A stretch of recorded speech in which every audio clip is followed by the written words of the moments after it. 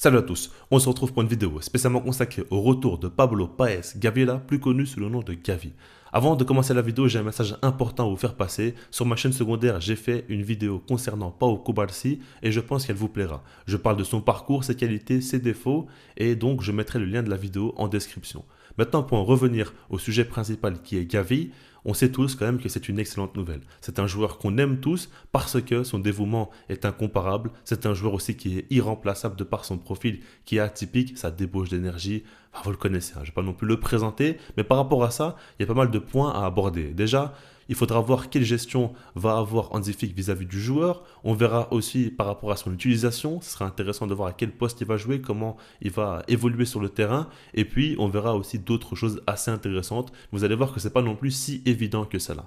Pour commencer, au niveau de sa gestion, il faut bien comprendre une chose, c'est que Gavi revient d'une grave blessure. Les ligaments croisés, 1 an d'indisponibilité, il a eu un gros processus pour revenir en forme et donc par rapport à ça, la plupart des joueurs qui subissent ce type de blessure n'arrivent jamais à retrouver leur véritable niveau. C'est un fait, il y a eu quelques exceptions comme notamment Florian Wirtz qui s'est fait les croisés, qui a su retrouver son niveau et même continuer à progresser et à être meilleur. Et donc c'est par rapport à ce type de joueur-là que Gavi devra s'inspirer et croire en lui. Il est encore très très jeune, il a beaucoup de temps pour retrouver son niveau, pour progresser, pour refaire confiance à son corps. Et donc justement, par rapport à tout ça, j'imagine que c'est clair pour tout le monde qu'il faudra laisser du temps à Gavi. Il ne va pas falloir avoir beaucoup d'attentes autour de lui très tôt, il va falloir surtout qu'il ait pas mal de matchs pour se mettre en jambes et monter en puissance au cours de la saison. C'est très important d'avoir une certaine patience avec lui parce que c'est un joueur quand même qui va retrouver les terrains et ok, je sais que Fabrizio Romano donne des informations en disant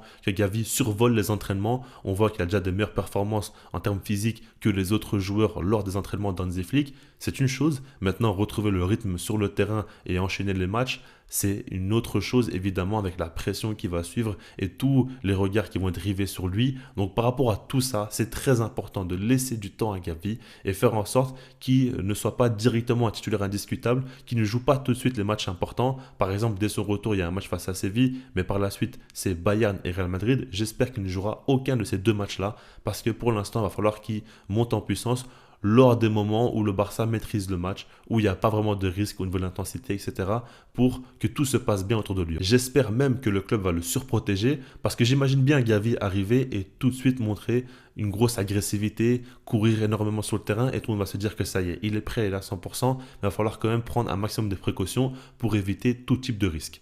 Maintenant, si on parle de son utilisation, c'est intéressant, parce que dès lors de l'arrivée de Hansi Flick, j'avais dit que j'imaginais bien le coach allemand utiliser Gavi au poste de numéro 10. Parce que je pense que Hansi Flick a besoin d'un numéro 10 qui apporte beaucoup d'activité avec et sans ballon et un joueur quand même qui peut assurer le pressing parce qu'il sera assez haut et ce sera l'un des déclencheurs du pressing justement.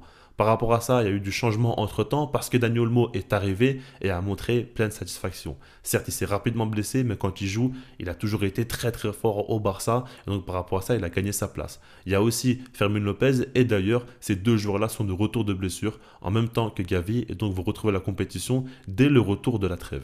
Il faudra donc trouver une place à Gavi dans le double pivot. Maintenant, vous savez bien que ce n'est pas un véritable double pivot parce que on a dans un premier temps un numéro 6 qui est Marc Casado qui lui va rester en position, mais un joueur à ses côtés qui va beaucoup plus monter. Là, pour l'instant, on voit Pedri qui va beaucoup se projeter et donc par rapport à ça, c'est un rôle totalement différent sur le terrain. Maintenant, par rapport à Gavi, je me dis quand même que dans la logique des choses, sa place c'est plus au poste de numéro 6. Je m'explique. Déjà, quand on regarde au poste de relayeur, il y a Pedri qui s'est installé, il y a De Jong aussi qui commence à monter en puissance parce qu'on voit que Hansi Flick le fait rentrer en cours de jeu aux côtés de Casado. Donc il joue déjà au poste de relayeur, ça c'est important. Et puis, Casado n'a pas de véritable concurrent. De base, c'est Marc Bernal, mais il s'est blessé, comme vous le savez. Et donc, j'imagine bien Gavi prendre cette place-là. Concurrencer Marc Casado. Alors, évidemment, ce n'est pas un pur numéro 6. Il n'a jamais véritablement joué au poste de numéro 6, Gavi. Mais si on regarde bien dans l'état des choses, Hansi Flick n'a pas besoin d'un pur numéro 6. Il a besoin surtout d'un joueur qui t'apporte une grosse activité sur le terrain, surtout sans ballon,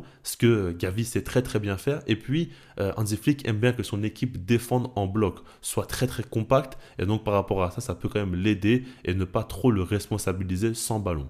Et donc, par rapport à toutes ces choses-là, je l'imagine très très bien, et même par rapport au jeu avec ballon, hein, ce n'est pas non plus le même style de jeu que Xavi, où il demandait au numéro 6 de redescendre et de faire le jeu comme Frenkie de Jong pouvait le faire. Non, Gavi ne devrait pas faire tout ça parce qu'Hansi Flick n'hésite pas à demander beaucoup plus de jeux longs, n'hésite pas aussi à avoir un jeu beaucoup plus direct, et puis par exemple Pau Cubarsí ou Nico Martinez sont très responsabilisés à la relance. Et les milieux de terrain, eux, peuvent beaucoup plus se projeter et apporter des choses plus haut sur le terrain. Honnêtement, je ne pense pas non plus que ce soit l'utilisation parfaite de Gavi. Alors on verra qu'est-ce qu'il va apporter sur le terrain. Je pense qu'il est tellement complet que s'il joue en 6, en 8 ou en 10, il va toujours être très fort. Maintenant, est-ce que c'est la meilleure utilisation? Je ne sais pas et je ne pense pas vraiment. Mais ce qu'il faut bien se dire, c'est que cette saison servira surtout à ce qu'il se remette en jambes, à ce qu'il retrouve confiance en son physique, qu'il arrive à enchaîner des matchs pour que par la suite, il puisse vraiment évoluer à son véritable niveau dès la saison prochaine. C'est ça qu'il faut se dire. Et donc, par rapport à ça, en soi, pour moi, c'est pas forcément un problème. Il va continuer à mûrir dans le jeu, apprendre de nouvelles choses s'il joue à ce poste-là. Et je l'imagine bien faire de très très belles choses, apporter beaucoup de bonnes choses justement à ce poste de numéro 6. Donc, j'aimerais le voir. J'aimerais voir ce que ça peut donner. Et puis, Casado a besoin d'un véritable remplaçant. Quand on regarde aujourd'hui, c'est Eric Garcia souvent qui le remplace et le niveau est beaucoup trop faible. J'y crois pas du tout à Eric Garcia au poste de numéro 6, même si avec ballon, des fois, il fait des passes quand même très intéressantes. Il montre aussi de belles choses, hein. Il n'a pas non plus fait que de mauvaises choses, mais personnellement, je n'y crois pas. Et par contre, un gars comme Gavi, lui, peut apporter beaucoup plus de choses avec et même sans ballon, selon moi, est meilleur qu'Eric Garcia. Donc par rapport à ça, j'ai envie de voir ce que ça peut donner. Maintenant qu'on a parlé de Gavi, j'aimerais un petit peu parler de Lamine Yamal parce que son cas est quand même assez délicat. Quand on regarde en soi ce qui s'est passé, c'est que après son match avec l'Espagne, il a eu des douleurs derrière la cuisse. On a eu quand même quelques frayeurs. Mais au final, on a été rassuré par un communiqué officiel du Barça qui annonce que ce n'est uniquement une surcharge musculaire du joueur espagnol. Donc par rapport à ça, c'est quand même une très très bonne nouvelle parce qu'on avait tous peur qu'il se blesse par rapport au fait qu'il enchaîne beaucoup de matchs. Au final, ce n'est pas le cas. Maintenant, j'ai une chose à dire par rapport à ce joueur-là, c'est que selon moi, il est beaucoup trop utilisé. C'est logique. On parle d'un gars qui a seulement 17 ans, qui enchaîne tous les matchs avec le Barça, avec l'Espagne. Il joue constamment, c'est un joueur hyper important et il manque de repos. Ce n'est pas pour rien aujourd'hui qu'il a une surcharge musculaire. Il va falloir faire très attention à lui et j'ose espérer qu'Hansi Flick ne va pas le convoquer pour le match face à Séville dès le retour de la trêve. C'est important de le laisser bien récupérer parce que par la suite, il y a deux gros matchs, comme je vous l'ai dit, le Bayern Munich et le Real Madrid. Et là, j'espère qu'il sera apte pour ces matchs-là parce que c'est très important. Il va falloir vraiment compter sur lui vu que c'est le meilleur joueur de l'équipe et vu que c'est des grosses affiches. Mais quand on regarde les choses de manière plus globale, c'est assez lunaire parce que lorsque les journalistes demandent à Hansi Flick est-ce qu'il faut reposer Lamine Yamal, il répond toujours que non, qu'il est apte et qu'il peut enchaîner. Quand on demande à Luis de la Fuente est-ce qu'il faut le reposer, il dit que non, ce n'est pas lui le responsable. Lamine Yamal est un joueur très important, donc il faut qu'il joue. Et on comprend bien une chose, c'est que le côté rationnel autour de Lamine Yamal n'existe plus. C'est un joueur qui est beaucoup plus fort que ce qu'il devrait être par rapport à son âge, et donc il joue beaucoup plus que ce qu'il devrait aussi, et c'est un joueur hyper important, un joueur clé, que ce soit pour le Barça ou pour l'Espagne, donc il enchaîne tous les matchs. Et ça commence un petit peu à me faire peur. J'espère quand même qu'il sera un peu plus protégé. On voit que le Barça a tout fait pour qu'il revienne de la trêve, parce que Luis de la Fuente voulait quand même qu'il reste malgré la surcharge musculaire et continue à jouer. Non, le Barça n'a pas accepté, il le protège beaucoup, ça c'est quand même positif.